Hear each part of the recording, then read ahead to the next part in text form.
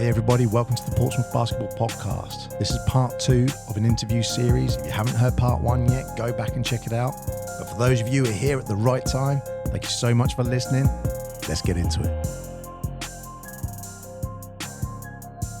So Dan, like, you know, you're at Rotting, jeez. Wow. You're at Reading. Yeah. It's getting late. I'm getting tired. That's what's happening. So you're at Reading. So you then decide to take the amazing move to take your talents to Portsmouth. He saw the light. That is correct. After being at Reading for a couple of years, I was looking for, okay, what's next? I struggled to stay in one place for a long time. So yeah, came down to Portsmouth, took up a job at the university, both lecturing and with the university basketball team, and then somehow managed to get in contact with Mr. Rob Milner and asked if there's any basketball going on in the city, is there anything I can do to help? And then from there, I just ended up starting to go to some of their sessions, got in contact with Serge as well, who was here, and then it just started snowballing from there, really. So the first, I guess, you know, experience with Portsmouth was the under-14 National League. Yes. And that was a successful season. That was a very good season, taking into account that none of the boys had ever played National League basketball before. And most of the time, and I can say this from experience being on the other side, when there's a new team that's just joined the league, they usually take bad losses, to put it politely, every week. And the fact that we were able to finish 500, I think it was 7 wins, 7 losses, and we finished third or fourth. That was a great year, and half of our team were a year young as well. So there was a lot of good stuff and a lot of positive things to take away from that. It's super exciting to see that exact same group that are going to be playing under 16s this incoming year. Like, I'm going to get down to as many of their games as possible. You know, some of those players aren't too far away from looking at the men's. How important is a connection within the team? Define connection. You've talked about a few teams now where a lot of people have played together and they have connected, or they're aware of each other, maybe of their skill sets, Yes. and them personally, obviously, as well. I know we've talked, I think it was Alex saying, you know, when you're playing with someone a season, you see them every day. That's camaraderie he was talking about, wasn't it? Yeah, and the camaraderie that he was talking about. So it is a connection. It's more than just I'm a team. I guess it defines what a teammate is, really, isn't it? But Yeah. these are teammates that are progressing together, so they're on their same journey together. Yeah. How important is that to a successful team? I think that is, me personally, I think that's one of the most important things, like outside of skill set. I think you can have a team that their skill level means that they should be a top 15 team, but if they've got high levels of cohesion and high levels of camaraderie, they could very well be a top 5 team. Because that's something I'm really big on. Like, for the setup that we have over here, there is going to be some players who play for the university team and the National League Portsmouth Force team.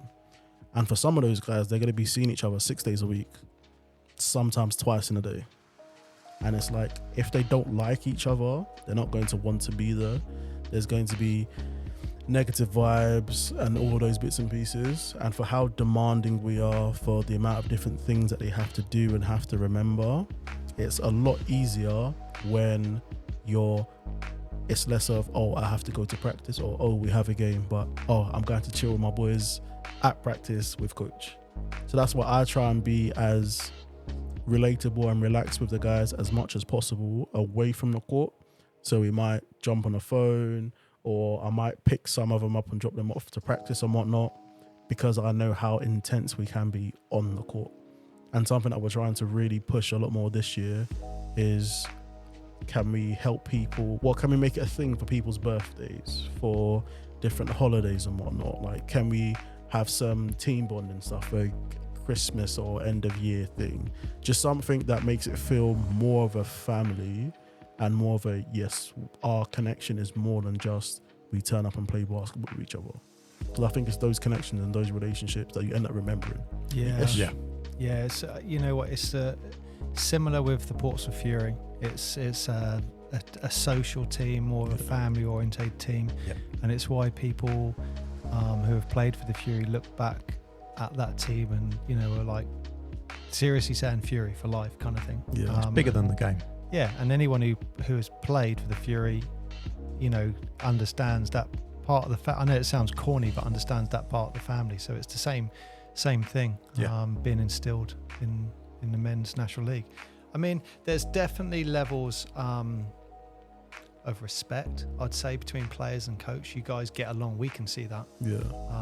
And you know, they definitely respect and listen to your views and stuff. You know, we watch that every home game. We see that. That's got to feel good. No, definitely. I think something, once again, I picked up from Reading, especially with Alan Keane, he does a lot of stuff around this, is one thing that I try to do is be as open and honest with the guys as possible and try and create a safe space where, although, yes, whether we like it or not, including myself, I'm the final decision maker because I'm the head coach. I want to hear other people's points of views. I want to hear other people's opinions. I want feedback on, do you like the warm-up? Is there anything you want to change? You feel like you're prepared and ready to go at the beginning of games? This is our sets that we're running. How do you think they're working? Is there any slight little tweaks or wrinkles you want to throw in there? Is there, from your previous experiences, do you have a favourite baseline out of bounds play that you think could work really well for us?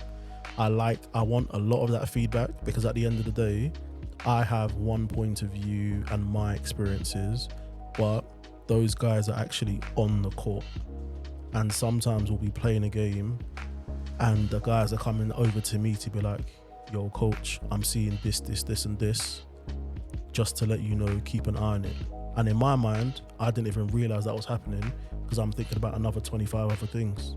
And if he's coming over to tell me that, then that means I should hyper focus on that and address that here and now, rather than me thinking that, oh, if I call a timeout, they're going to go into a zone, so I need to drop a different set, that kind of thing. You know what, that's really interesting, and I just picked up on a theme really throughout Dan's career from what I'm seeing here on paper. It's that analysation and taking all that information in and just processing it. How do you record it all? Are you a notepad man? Are you just keep it upstairs? Or just curious how, because, you know, I spent a couple of decades in sales and used to be called a knowledge broker, because that's what you are. You're not selling something, you're a knowledge broker. You're imparting your knowledge on someone, and that's what you're doing. That's what you are. You are sponging everything up and taking all this information in. But is it just going in your head? Do you put it down? Do you have spreadsheets? How do you, what's your workflow like? It's like in a scenario like this, for example, because you're focusing on all these other things, and then you've got to kind of sideline part of that project because there's something very specific you need to do. That's really interesting, because I try to I'll have, like, if I go and check my house, I've probably got 2 or 3 different notebooks that I'll say, yeah, I'm going to write all of my notes in this. And then there's another one that's the hand, okay, so I'm going to write it in this. Or I'll have spreadsheets on Google Drive and I'll write it in that. But then, okay, I need to start up another spreadsheet. But I think the most consistent one is we have a coaches group chat, and all of my thought processes go into that. So KP and Jesse probably get 5-minute long voice notes from me after every practice and after every game. Yeah, it's voice notes. He always says voice notes. Yeah. It's because my train of thought is not linear, and I just need to, like, speak freely. But then also there's a lot of the stuff that just stays in my head because I don't know what it is. I can remember key things at that point in time when I need them. Because there might be another point where someone's talking to me about Simon's jump shot, and it's like, I'm not really caring for Simon's jumper right now. But then there might be another point where, okay, Simon's jumper, this is the slight tweak that he needs, but he's already been making that tweak, which is now making him a better 3-point shooter. So that was probably not the best example, but yeah, there's some stuff that I can keep in my head. There's other stuff that I throw in those voice notes, and there's other more X's and O's stuff that I will write down or keep on a spreadsheet somewhere. And that feedback is invaluable to the players. So when we had Alex on here, he was talking about, it made us laugh, it was called the Alex Grant turnover sheet. And, you know, he was, even though you're highlighting areas of his game where he can improve and negative, you know, because of that relationship you got with him, he's listening to that and trying to turn that negative into a positive, which is great. It just made us laugh because we just envisioned him running into a part of the court and just be like, this is where I turn over. There's just suddenly this like little ring fence in his mind, like, oh no, I'm here. But that's amazing because you've done something and he's visualizing, hang on, turnovers are my problem. I'm now in this area. This is when I really need to switch on. The other thing that I really liked, which I've had a few players comment on that you do, is, you know, what it's one of the notes I put here, is keep it simple. So one of the things that some of the players have said to me is, you say, I want you to focus on defending number 12 today, or I want you to focus on just running and pushing that ball hard. You know, I want you to focus on kicking it out. Whatever that is, it's just really simple. And as players, that's easy to process because you're going into the game going, 12, I'm stopping him. There's no way he's scoring. That's my job. That's that reminded you of someone, didn't it? Mickey. Yeah, Mickey Byrne. Like, you know, again, all that experience with Solent Stars, Portsmouth, England, Great Britain as well. You know, he always kept it simple. Like one sentence. Yeah. What are you doing there? Change that. Yeah, I mean, I personally was very defensive. So for me, all his advice was stop him. But yeah, when some of the players said that, you keeping it simple really reminded Mick. There's a lot of parallels between you and Mick. Yes, basically. A big thing for us this year as well is the word efficiency, because when I first started coaching, I used to give players 3, 4, 5 different things to think about, and they step on the court, they don't know a single one of them, and then you get annoyed. But it was another coach, I can't remember who, but they had to point out to me that, Daniel, they have to worry about being on the court, executing things, guarding somebody else, having you or the crowd shouting at them, having their teammates saying other stuff to them. If you're also adding 4 or 5 points for them to think about, they're not going to remember it. So from then I learned, and something I'm going to try and really push on this year, is never touch on more than 3 things. Like, never touch on more than 3 things. Literally, that's what Mick used to say to me. Because even those 3 pick things... 3 points and that's it. Yeah. Even those 3 things can be 1 or 2 too many. Because it's better for me to tell you guys, okay, these are the 1 thing to focus on offense, 1 thing to focus on defense, for us to get those ticked off, and now you don't have to think about it to do it before I then bring in another one. So that's why it's very much... I feel bad because I was learning these of coaches, but I can't remember who specifically. But that's why I'm very much now, okay, think about what are the most prominent, most important things that you need to fix right now. Fix those 1 or 2 things. Close your eyes to the others. Make sure those things are fixed before we then move on to the next one. And some of it is usually quite simple. Just like saying a phrase like, guys, where are the points coming from? And they'll be like, inside. Do something about that. Some of it's quite simple. Yeah. But Mick, I remember when I was asking him to help me with the coaching, and he said, never say more than 3 things because you lose the players because they're thinking too much. But that's really interesting. So obviously you've got your experience National League with the under 14, then you take the huge step to take over the head coach. And Portsmouth hadn't seen basketball for a decade, and then you take over, and we see this Portsmouth Force team. I mean, that's special. It was really nice conceptually when it was we really want to start a men's team in partnership with the university and with the local community, really get back into entering men's National League. I was like, yes, this is really fun, this is really exciting. Who's going to head coach it? And then Rob was very much like, so we're thinking you, but if someone else comes up, we can find them. And I won't even lie, throughout the whole summer, I was like, I hope someone more experienced just walks in through the door and is like, okay, really? Yeah, genuinely. I was like, okay, and then they got a coach team, and then because I I still love learning, and I was like, okay, so I'm just gonna learn off of them, and then copy anything that they do in my learn from what they do and implement it within the university team. But then no one walked through the door, because you've got to remember, in my coaching career, I'd only coached under 14s for a year and under 18s for 2 years.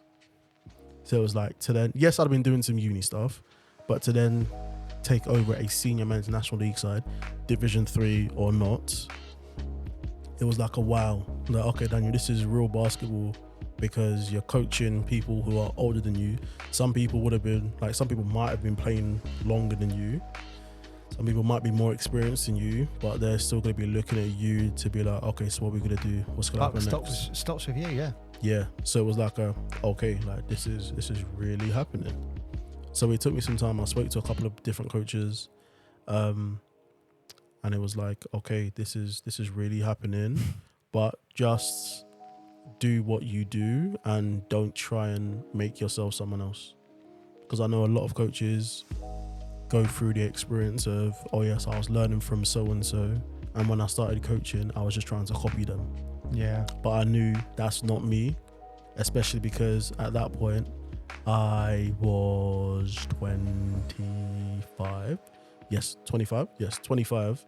And it's like, Daniel, some of these guys are your age, older than you, a couple years younger than you, trying to go in as I'm the be all end all, the most knowledgeable person around, isn't your thing anyway. So I tried to ask as many people, get as many people on board to help me out.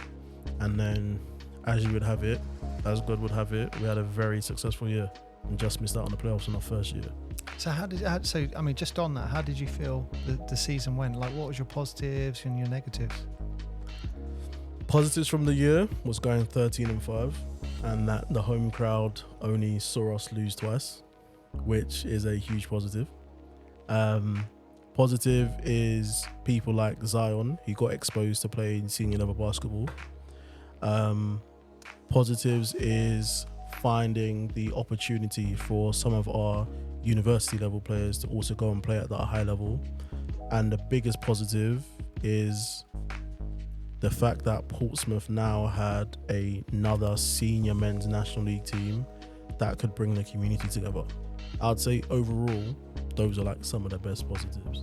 But like the negative side of it was there were still points where I didn't feel like I was completely ready. Hindsight's 2020, but knowing that slight tweaks in my coaching or in my experience would have got us into the playoffs.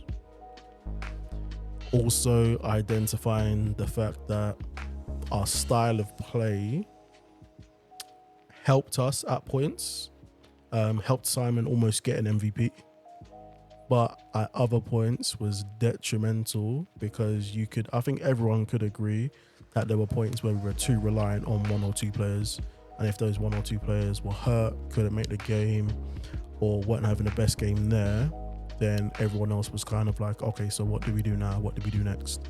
I didn't fully prepare everyone to be able to play their role to the best of their capabilities, which is at the top of my list this upcoming year. That there's going to be a top scorer, but for everyone to feel as valued and as confident in their own basketball skills to be successful and be impactful on the team. We're not having any people who are just there for the ride. Yeah. And it is a challenge when one of your top scorers gets injured and stuff like that. But not to do yourself too much of a disservice, you did go through that this year, didn't you? So when we lost Simon one game, I think you went to a game with quite short, but you walked away with a win. Yes, we did. That was Exeter away. At that point, they were top of the league. I mean, you went with like 6 guys. And some people in the team, I think it might have been Alex Grant, said that was one of his favourite games of the season. Yeah, because at that point, everyone knew that, okay, there's 6-7 of us. Everyone has to I think it was like 7-8 of us. Everyone has to get on the court. Everyone has to be impactful. So people were exponentially great teammates, and everyone had the next play mentality. I mean, really, that was the one game that was the biggest game where we really pulled together, and we were able to beat them at their home floor where they hadn't lost yet and they were top of the league. So being able to pull that off made me think that actually Like we might be onto something. Yeah, and I mean, just talking about the university side of things, I mean, there's a few aspects to that. I think the support we've had from Portsmouth University has been amazing. I think, you know, the actual Ravelin Sports Centre, amazing, great venue, great floor. I think the staff are absolutely amazing as well, and it feels like the Portsmouth basketball community and Portsmouth University and the staff have just kind of just like gelled, and we've just created this hopefully a future juggernaut, who knows. But the one but I have is obviously we're trying to set those players to come into the team from under 14s all the way down. Do you ever think we might be too reliant on university players? Because we were quite heavy this year. Could that ever be I guess, a sting in our tail?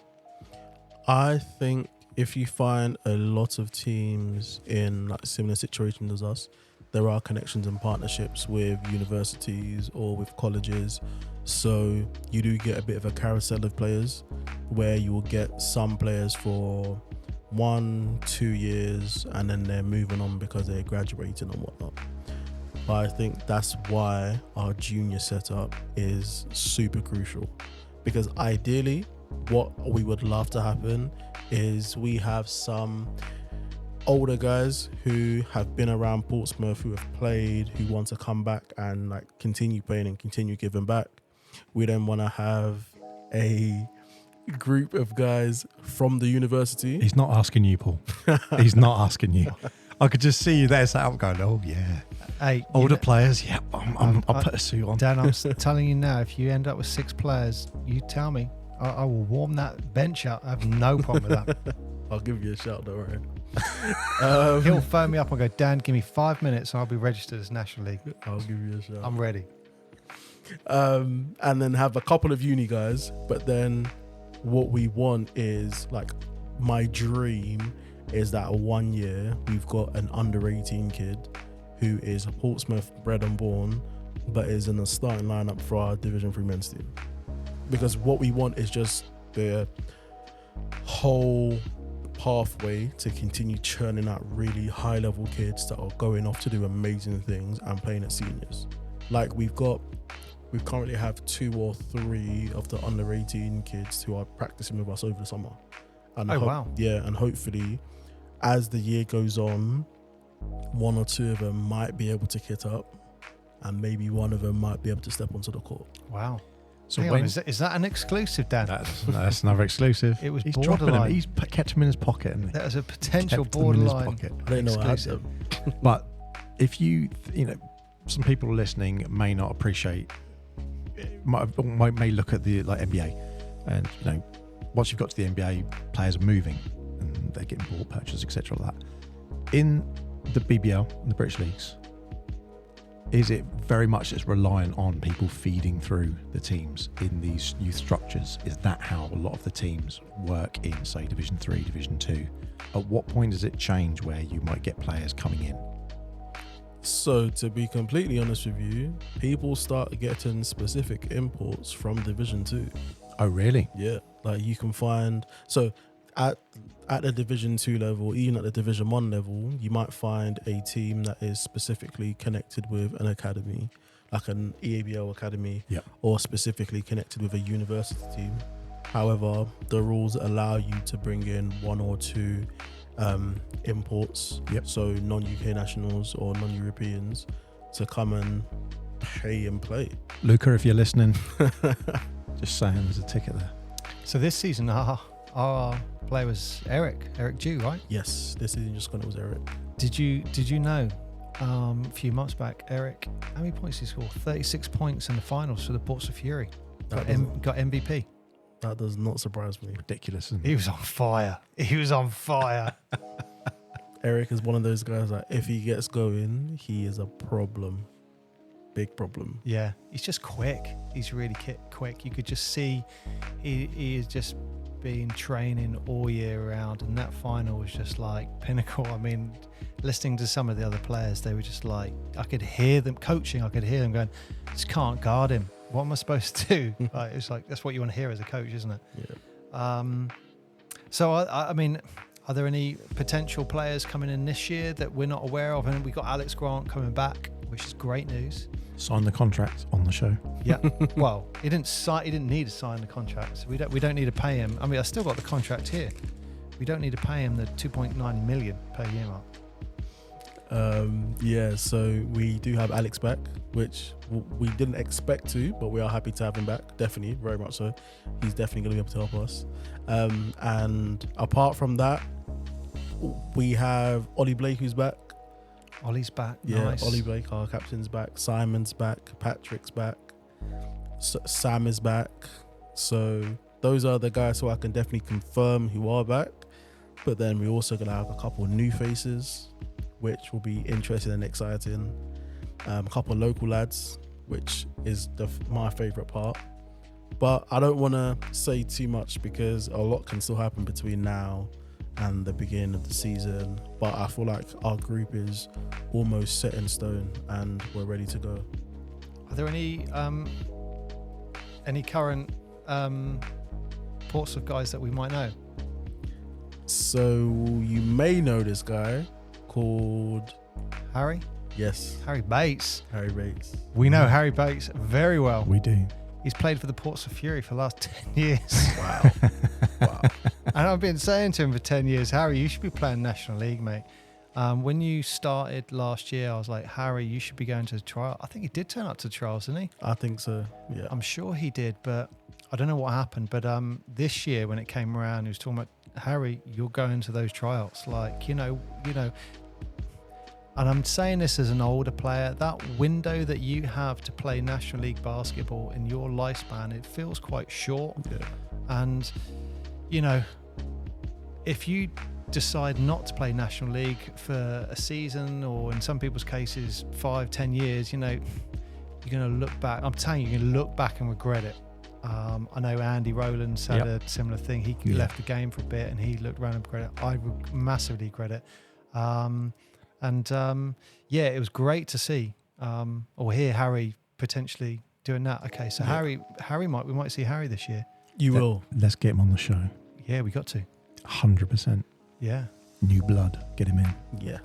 So Wow, that Portsmouth Fury legends that's on the Portsmouth segment Force. went nicely to the question I had about off-season. Okay. So you're talking about players coming back and then new players coming in. What's your expectation as a coach for the off-season from players? For everyone to become a better basketball player. Now that's really open, but I know for some guys their thing is, okay, I want to come back a better shooter. Okay, that's cool, you do that. Some guys want to come back more athletic. Okay, that's cool, you do that. Some guys want to come back smarter, like with a high level of IQ, a better understanding of certain situations that they're going to find themselves. Okay, that's fine, you do that. But they have to come back better. The same way how I expect myself to be able to come back into a new season with these different things of how I'm going to be a better coach, I have the exact same expectations of them. And I told them that. And do they lean on your analytics, for example, to say, can you guide me on where you think I could shape my game, for example? Some of them do. Some of them already have their own plans of they know what they need to get better at. Yep. But they know I'm always there available for a call. Something that I wasn't able to do this year, but I did last year, and it should be a thing moving forward, is that we have end of year like reviews. I call them reviews, but it's just we jump on the phone or we like try and meet up somewhere and we just sit down to talk about the year. Yeah. We talk about, okay, how did things go? What did you like? What didn't you like? That's when the players know they've got free reign to tell me anything and anything they want, because it's not going to affect their court time on Saturday. It's good though. You know what? I really want to know what Alex Grant's turnover sheet looked like at the end of the season. Yeah, he said, I've got it on me. I've still got it here. It's on my phone. Like, wow. Actually, you know what he did say? He that information you gave him. Yeah. I really respected him for saying this. I thought, wow, what motivation. He took a screenshot and that was his wallpaper on his phone. So every time he looked on the wall, on his wallpaper, he saw Alex turnover sheet, and that was his focus for just every time he turned his phone on. Well, it worked because his numbers went down. Yeah. His numbers went down. Is that ultimately the coach's main focus of a job, is to get the maximum out of each player and to know how to get the maximum out of each player? So I would say yes. I'm leaning on a Phil Jackson kind of philosophy here, where it's like, MJ's MJ, that's Rodman, leave him to do his thing. Yeah. You know. I would definitely say, so in my mind, I have my coaching role, because of the level I'm at, in two minds. Is yes, when we're playing, I need to best figure out how to get the most out of each individual single player within the collective. But then also is, how can I make this player the best version of themselves and also advertise them to look the best? Because I know with some of these guys that some of these guys are happy to play Division 3 and that's where they want to be. If they get bumped up to Division 2, that's nice and great. But I also know that we have some guys who are striving and have aspirations to play at the highest level. And for them, it is to be the best version of themselves, to learn the skills that they need to be able to play at that next level. So I'm like, okay, how can I help them with that? But then also, I'm thinking, how can I get Simon, Ollie, Alex, Harry all onto the court at the same time, understanding that Simon is very bang, bang, bang, aggressive. Ollie's a little bit slower, a little bit more composed. Alex wants to play a slow game back to the basket, but all of them are very good basketball players. And how do I get the most out of all of them? So it's basically trying to fit together a jigsaw puzzle without losing too much from people. I think when you're talking about most improved as well, I think you got to bring up Alan Vitag. Yes. I saw him first play, I want to say maybe a year or 2 years before the National League kicked off. And, he was okay. But I've just seen him come back this summer and maybe towards the end of last season as well. And it was like, wow, the steps that guy's taken is significant. And you know what? It's a shame. My understanding is he's leaving at Christmas, which is a shame because, he is just, whatever you're doing, he's taking that on board and doing. Yeah. Alan and Eric are the two players, the most out of everyone, that really made me think that, okay, and Ollie a little bit, I need to get the most out of these players. Because the last two games Alan played for us, I think he had like 19 and 14 or something like that in those two different games. And everyone was like, oh my gosh, wow, did you see Alan? And in the back of my head, I was like, that's just what Alan does. Alan can do that.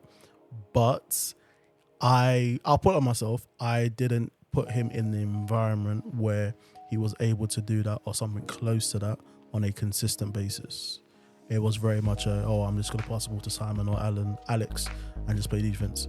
Whereas Alan is a great scorer and a great athlete and a great basketball player in his own right. And Eric. Yeah, and I think we saw definitely towards the end of last season, there were a couple of quarters, and I hope you don't mind me saying it the way I'm going to say it, but it felt like Alan just went, right, team, get on my back. You're struggling, get on my back. I'll carry you for this quarter. Yep. And there was a couple of games where we were like, it was like Alan, NBA Jam, where he just lit on fire and he was off. That was it. And it was like, wow, if he didn't do that, that could have been a tough game. He just absolutely carried the team for like a quarter or a half. But yeah, that's what being a team is, though, isn't it? Sometimes it's just everyone gives 100% where they can, but sometimes it's like today it's just another day. And I think that's something I'm going to try and drive home a lot, that there will be certain days where Paul might go off for a 40-point game. Hold on, he's bringing you in the game again. Look at his face. Paul might go off for a 40-point game, and that's what we need at that point in time. But never going on a 40-point game. Mark, you are forgetting I'm the highest scorer for the Portsmouth Fury. You didn't get a 40-point game on NBA Jam. I got a 50-point game once against the Isle of Wight. What are you talking about? And What are then- you talking about? And then the next week, we might actually need Paul to focus on guarding the other team's best player. Yep. And then Mark goes off for 25. There we go. And then I get like 5 steals because my focus is just Listen, to get Mark open. I'm gonna set your expectations real low now. Like 25, like take like 20 off that, maybe. 5. And then maybe not the 5 either. Oh, you guys are funny. So Dan, look, you know, you've been coaching now with the Portsmouth University. Yeah. You've won Bucks tournament twice. Yeah. You got, I believe, Bucks Coach of the Year. Is that right? The university coach of the year. Yeah. Yeah. You then come Congratulations. To the, Thank you, thank you. Massive that is. You've then got the Portsmouth Force Division 3 National League. You've just received the award for Division 3 Southwest Coach of the Year. Congratulations again. Thank you. And, you know, you're now working with the under-16 Welsh national team. Yeah. How did that come about? So, like I said, the basketball community is actually very small. And if you do a good job with one person, they're not going to forget that. So actually, the analyst who invited me to work with the GB senior men's team, he was head coaching the Wales national team, the Wales under-16 boys national team, under-16s and under-17s. So he had an assistant coach who was no longer available, and he just gave me a shout of, Daniel, I'm currently working with this team. We've got these tournaments coming up, and if you're available and if you're free, I'd love for you to be part of the coaching staff. And immediately I was like, of course, yes. To work with you again is a plus. To work within a national team setup is a plus. To work with different set of kids, to be exposed to them, to understand and learn new things from them is also a plus. So I was all over it. If you could work with any coach in history for any season, who would it be? Wow. Wow, what a question. Well, he loves learning. What, alive or dead? Any coach on any particular season as well. Wow. Yeah. Hang on, at the end of the season, if it's NBA, does Dan get a ring if it's a championship season as well? It doesn't matter. Wow. You don't necessarily have to pick the ones that win. I mean, whilst Dan's thinking about that, who would you go for, Mark? Learning from a coach, I don't know. I mean, you got to give Phil his knocks, but there's a part of me that wants to say Pat Riley. Yeah, I mean, experience, like Miami, Lakers. I like the way there's been an element of, although there's control, he's given some freedom to some of the players to be who they want to be. Yeah. Phil does the same, but in a slightly different sort of framework. It seems that Miami teams are a lot looser in some respect, whereas Phil very much had a strategy and very much had a method to things. I mean, they're different eras as well. I think Pat's carried it on. I don't know if Phil's mentality would work in the game now, whereas I think, although Pat's now, I think, separate, and it's Sposer, who is, I believe, number 3 in all-time playoff wins as a coach. Oh, is he? Yeah, he's a great coach. Same sort of thing, very free. I think I'd have to say Chuck Daly. Really? Yeah. Why? I don't know. I just love the Pistons bad boys. That's an era in a team that I think that is, just feels like I'm connected to that. Also, he goes in there and says, right, basically just Bill, go over there and beat them up. Everyone else just clear out, let Isaiah do. I mean, don't forget he was teaching.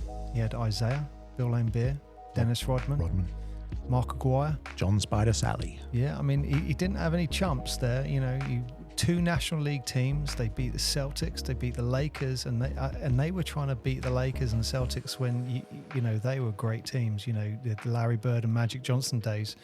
They were the third wheel in that Celtics and Lakers scenario. They were the team that broke the Celtics finally, then broke the Lakers. So who's the coach, Dan? I think it was Phil Jackson. Ooh. But I want to go for the Scotty. I want to go for the Bulls. I believe it was the 94-95 season. So the year where MJ came back halfway through the year. At the very end, yeah. That's the one there they lost to the Orlando Magic. Yeah. Mm-hmm. Because I think it would be interesting to see that, okay, MJ's gone, Scottie Pippen is like your team kind of thing now, and how Phil would have maneuvered that. And then with MJ coming back, what that dynamic would have been like and how he dealt with it. I think that would have been really interesting to see how to manage people where someone was, stay with me, someone was the number 2 and then they got upgraded to the number 1 and now all of a sudden they get knocked back down to the number 2. I would have found that interesting. And that is 94, 95. So that is pre-Rodman, I believe. No, like at the end of this year that Dan's talking about, that's when you have the meeting with Phil Jackson, Jordan and Pippen. Yeah, but that's what I'm saying. Rodman. Yeah. Rodman hasn't joined yet. But you know what? It's really Rodman interesting. wasn't there at that point, so that was that they hadn't done the switch around. I think Kerr wasn't there either, and there was a transition period.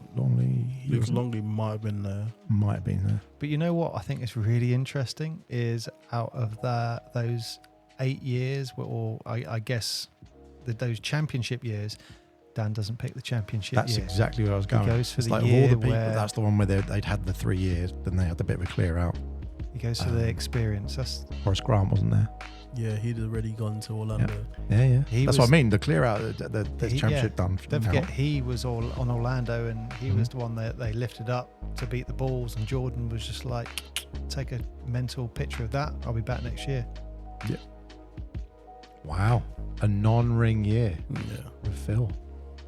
So, I mean, Dan, like, there's just so much experience and that, you've got throughout your career here.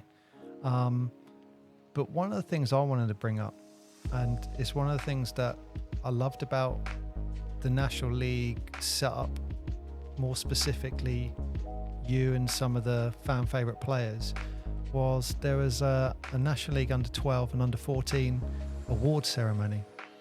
Dan turned up, Simon Oni-Perkun turned up, Alex Grant turned up, KP turned up. These kids are watching these guys perform every home game.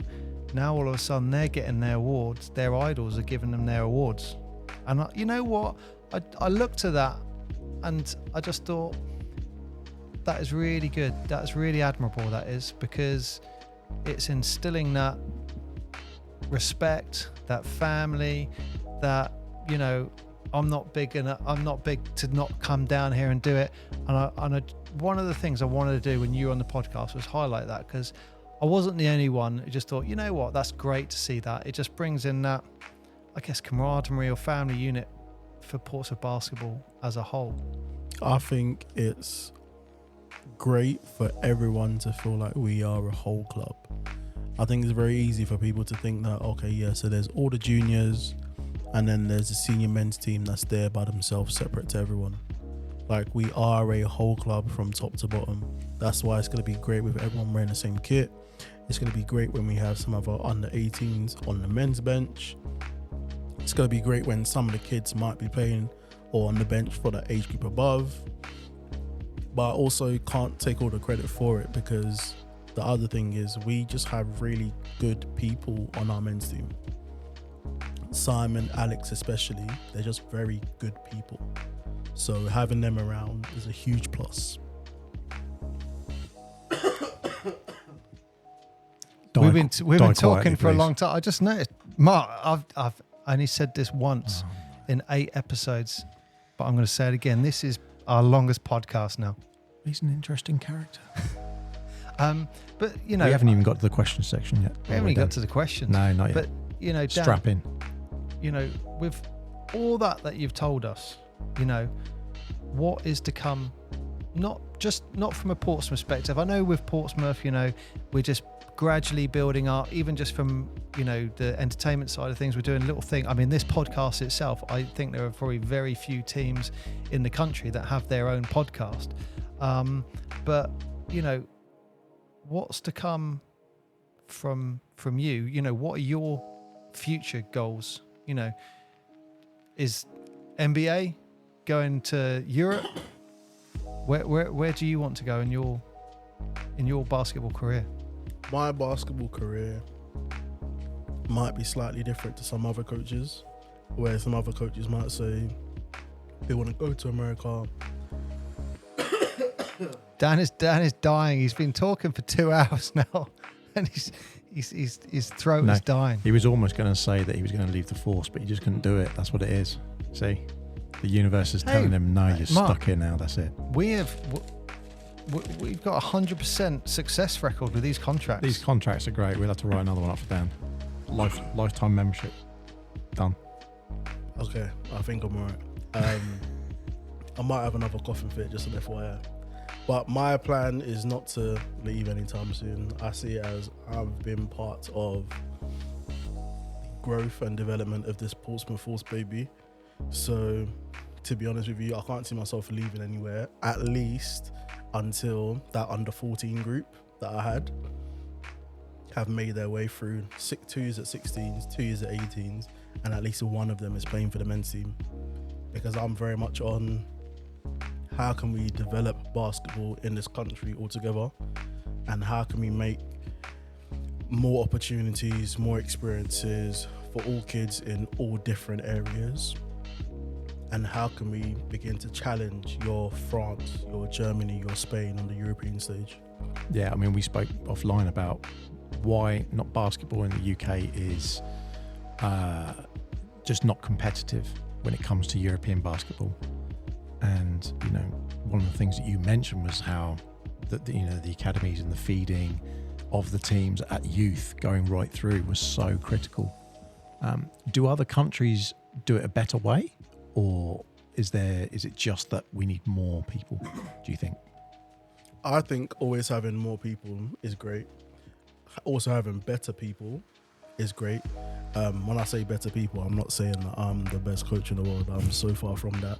But I'm saying having more experienced and high level coaches coaching our younger players. Because if you notice, all of the best coaches usually are coaching the senior men's team, senior women's team, under 18s here, under 18s there.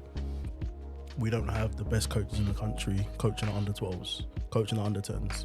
When you could argue that age group is the most important.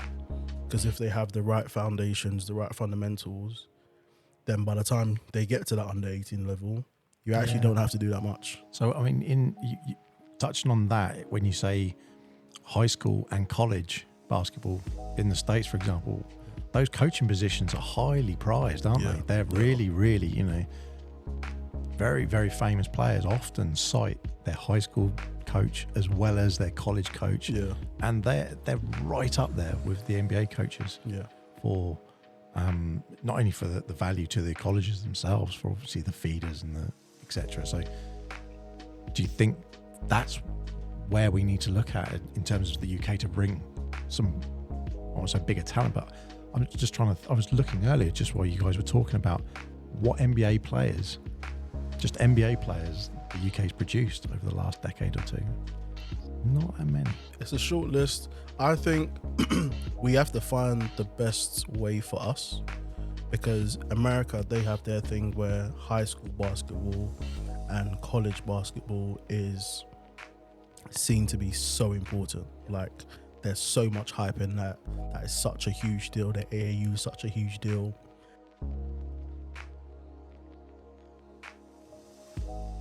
You then get European clubs where I'm so sorry. Mark, I just want to just focus. While Dan's dying by coughing, I would say that the British game is improving.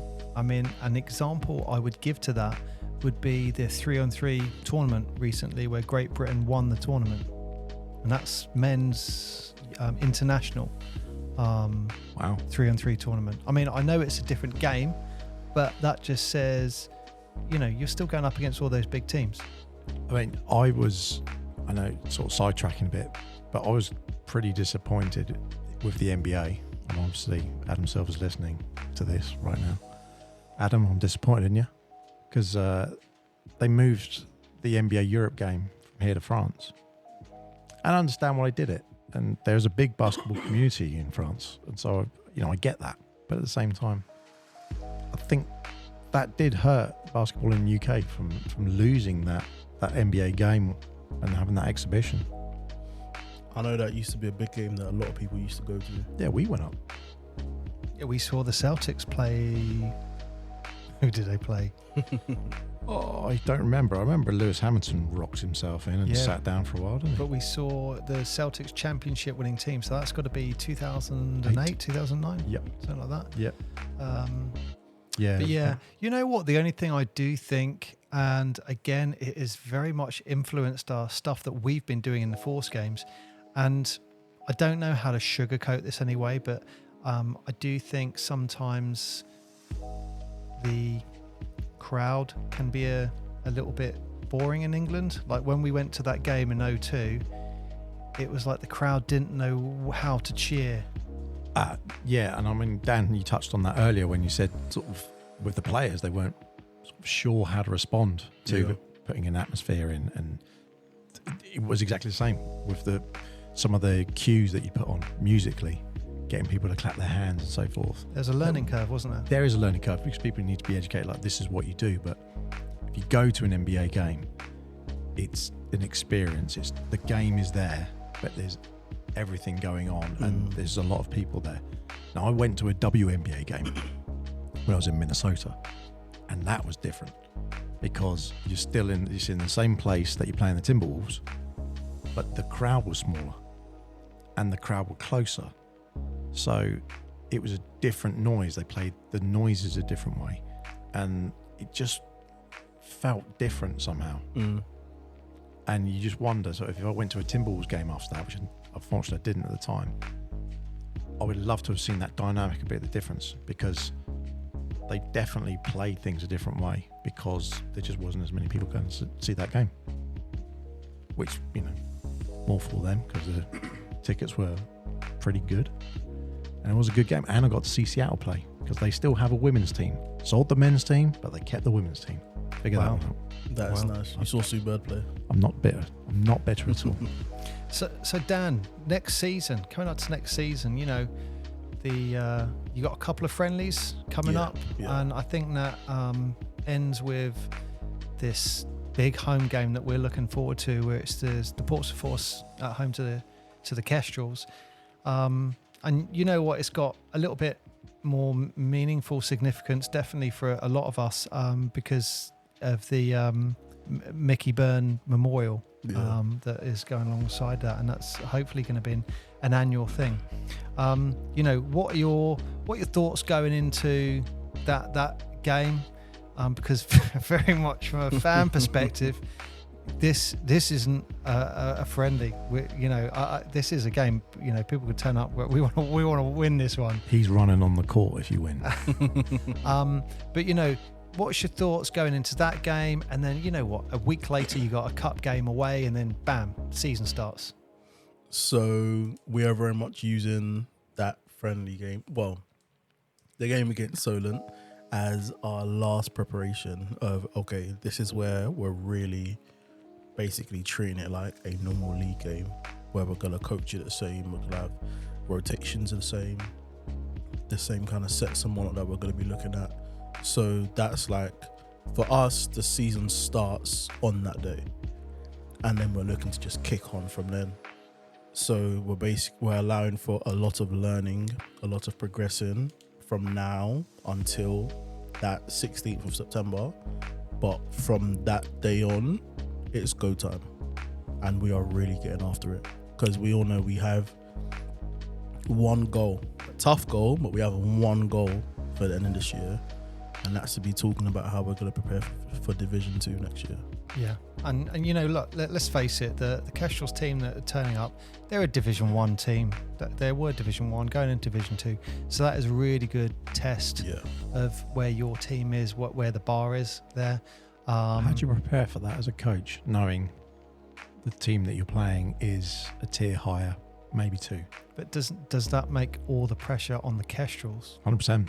100%. There is no pressure on if the Portsmouth Force win, that's a potential upset. You're going against a Div 1/Div 2 team. If the Kestrels win, okay, well, that's, I guess, expected, isn't it? Well, So I just jumped in there, Dan. It's fine. I don't think you should expect anything. I think it's a shakedown. Everyone's doing a shakedown. I think with the way basketball is set up in this country, at least D1, D2, D3, everyone gets pretty new teams each year. So although you would anticipate that, oh yeah, Solent are probably going to win, but like hopefully Portsmouth give them a good fight, they're also going to be ironing out some wrinkles. They're going to have some new players who haven't played together before. I don't personally know what their coaching situation is going to be like, but there might be a new coach in the building as well. So they're going to be trying to figure that out. And I'm pretty sure both teams are going to be, in their minds, it's going to be, let's just try and be the best version of ourselves. Especially in the first half, we're going to be the best version of ourselves. We're going to do all of our stuff. We're going to try and make sure that we remember our offenses, our defenses, our sets, our out of bounds, be on top of all of that. And then following that at halftime, then we can start thinking of, okay, what's the game setup like? What's the situation like? Is it ready for us to now start trying to make adjustments towards them? Or is that something that we just continue riding out what we're doing and be the best version of ourselves? That'll be part of the conversation that myself, Jesse and KP will have at halftime, of evaluating what the game is, evaluating where we are. Are we doing things that we're happy with? If we're not, then we're going to lock in on those. If we are, and it's a pretty close game, then okay, this is great reps for us as coaches to practice coaching in a close game. So that's how we probably look at it. And that game, for anyone listening, is on the 16th of September at Ravelin Sports Centre. And like I said, the Home advantage. You know what I would say? That Kestrel team isn't going to be affected like other teams going into an away court with that amount of people. They'll be used to that. They'll be well trained in that. But then there's an away cup game, and then the very first home game of the season is Saturday the 30th of September. Now both these home games are at 6:30, and looking at the ticket sales, I would recommend people to arrive early if they want to guarantee a seat, though we will do our best to accommodate. Yeah, we are going to start putting the links as well, as when the season starts, putting the links to the tickets for the games and the upcoming games, if people want to go and get them and stuff, because they are going very quickly. Yeah, and capacity is going to be an issue. So well, Dan, thanks very much for, I mean, wow, what, I don't know if you look at it like the way we're looking at it here, but what a basketball career you've had so far. And I just love, I didn't realise the statistical, analytical approach that you've had, all that experience too, that you've brought to your coaching. And one of the things, did you want to do that? I'm just pointing something to Mark. So one of the things we've been bringing in every episode is we have this wide topic where we throw something at our guest and just see what they think. I don't know if you know. I don't know if I've mentioned this one to you, Mark. So we need a jingle for this as well, don't we? We need someone to make some jingles. Yeah, I'll get on it. Well, this wide topic, this could completely revolutionise the entertainment package that home supporters get. Oh. Now, I don't know if you've seen this, and definitely look on YouTube and you'll see an example of this. But what you're starting to get around the world now is the court itself. Imagine the court itself is a massive TV facing up. And so what happens, the floor is an actual image of a basketball court. So as the players are running up and down, it is literally a TV, but it's a basketball court. But what they can do is, as a basket goes in for the home team, you get this little explosion around the basket. And you got all this graphical analysis as someone's coming up, you'll have like some fire come in and all this. What are your thoughts on that? Is that good for the game? Bad for the game? Oh my God, that's garbage. Yeah. Who wants that? You know what? Look at the examples. It's not over the top. At the moment, you might get like a splash as the ball comes down by the ring when it goes in. You might get a bit of fire. You might get some statistical stuff come up as a player shooting free throws. I want to look at the wood. I just want to see the hardwood. And you know what? You look at some of the teams. they have like 2 or 3 actual floors, and they have different parquet floors that they roll out, and that ties them with the kit. That ties them. I mean, I get all that. You can do more with digital. That's fine. But you don't need parquet floors. You literally just go, right, switch from Lakers to Clippers. Done. There it is. It's ready to roll. Look it on YouTube.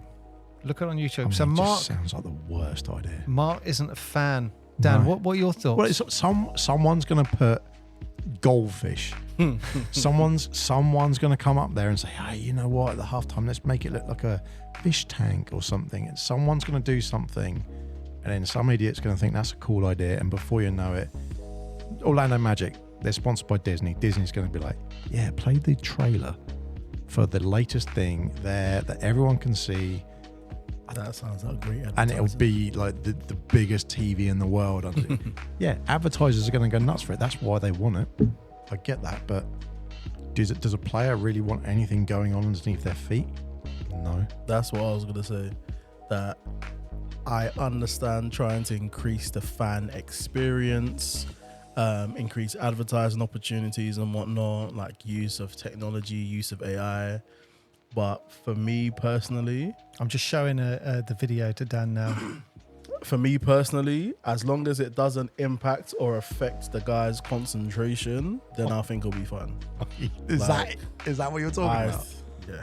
No, well that was a poor version. But Someone's been watching another like one Tron for too long. in an actual game. Got excited. I don't think we're too far away from that though, because out at Oxford, they have a floor that's kind of like that, where they can have it's like digital-ish, where they will have a basketball court and they can change something on the wall, and then changing something on the wall then takes away all the basketball lines and nice. Turns it into badminton lines. Oh, that's cool. Oh, there you go. So we're not Similar that far thing. away from it. Similar thing. We're not that far away from it. I mean, I don't think that we doesn't- should help badminton players No, at all. let's not encourage that. But I mean, yeah, that sounds much more plausible. You don't want stars following. Why do the basketball player want to look like Sonic the Hedgehog or something like that? I don't want that. I want to watch someone playing a game. Well, so the more traditionalist says no. Why not focus on like having better refs in the NBA? That might help. Oh, Wow. shots fired. Not shots fired. They Dan's suck. potentially key. Wow. I mean, the refs last year, everyone complained about them. I mean, not just Mark Cuban. Everyone complained about them. They just were terrible. I think refereeing is tough because even if you have the best game you think you've ever had, someone will find something to complain about. I think the reffing this year for the Force was pretty good. I think there was no one really at any point you go, come on, what?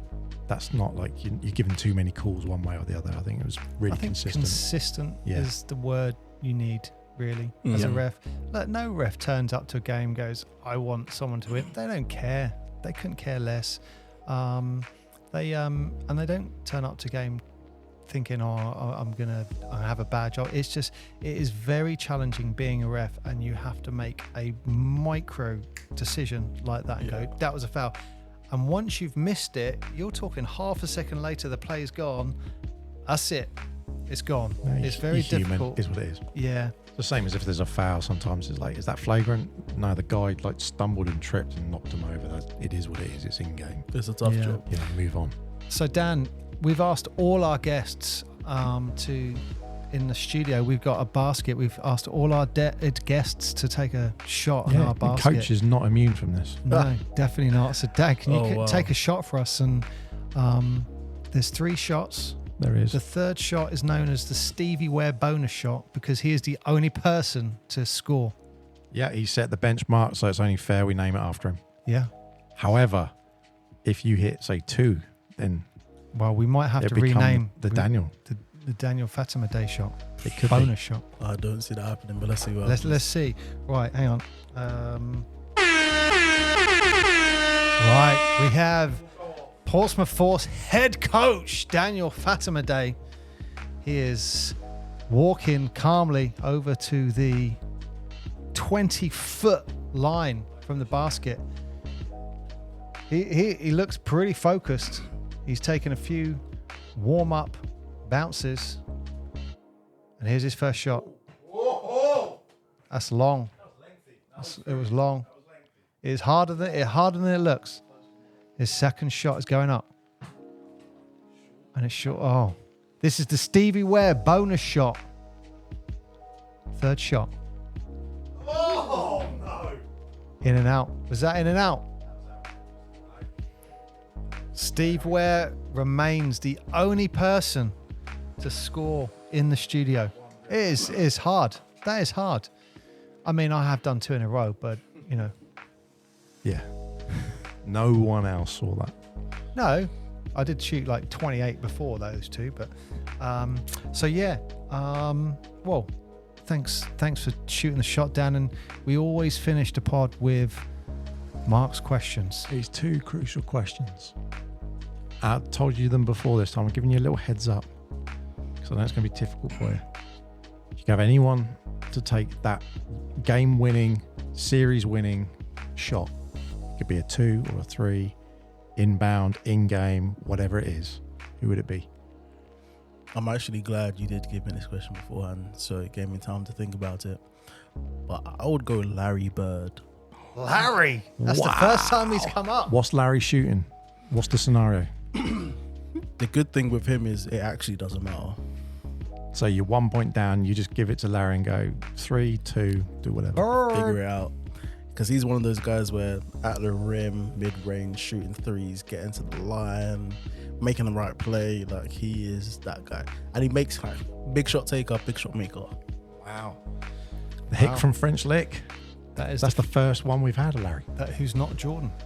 Everyone said Jordan so far. Yeah, but that's like, oh yeah, Michael. That's good. I think everyone sees the inbound, the shot, and the shot. Everyone sees that in their mind, and they're like, "That's the benchmark," because he's the benchmark for so many modern basketball. Yeah, that is true. Things. Arguably, it's why people call him the GOAT more than anything, because he is the benchmark for that in that blueprint. LeBron hits the stats. He's a great player, but he won't be Jordan because Jordan was the person who did it first. Exactly. It's the trailblazer. It is tough. So, who's your starting 5 all time?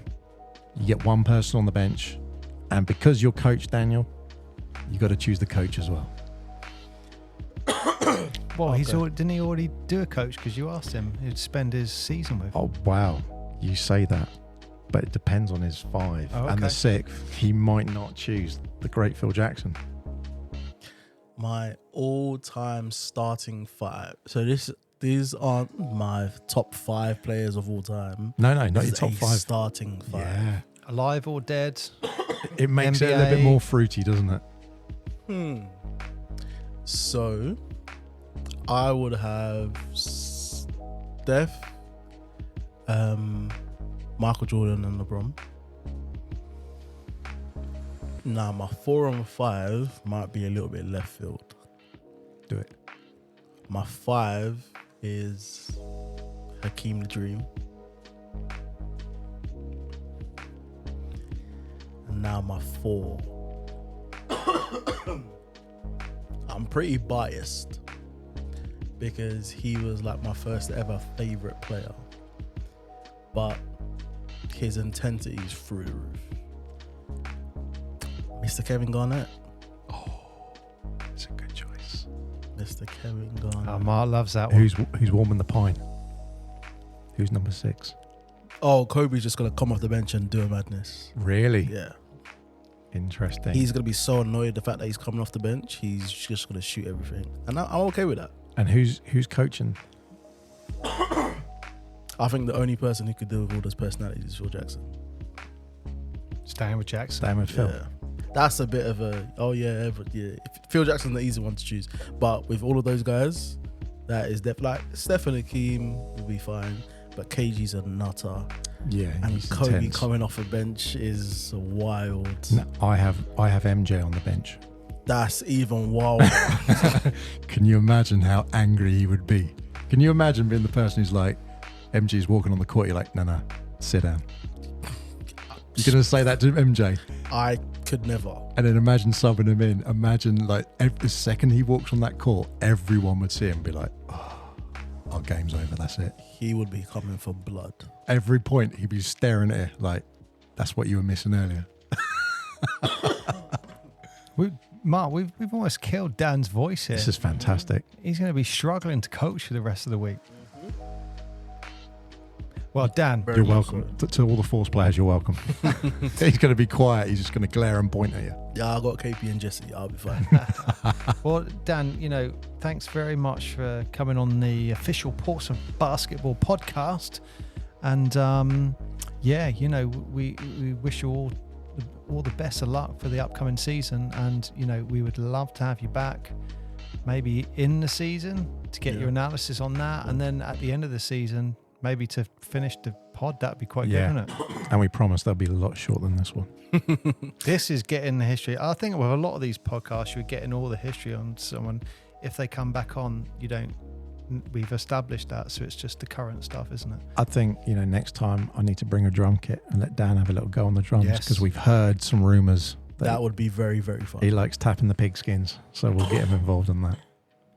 Well, thank you everyone for listening, wherever you are and whenever you're listening. We really appreciate it. If you haven't listened to any other episodes, go back, have a listen. We're going to be hitting it up every single week. We've got some more people coming up soon, haven't we, Paul? Yeah, we do. We got Rob Milner, chairman, coming up next. Lovely. So stay tuned for that one. And thank you very much for now. Dan, it's been an absolute pleasure. Speak to you all real soon. Thank you very much for having me.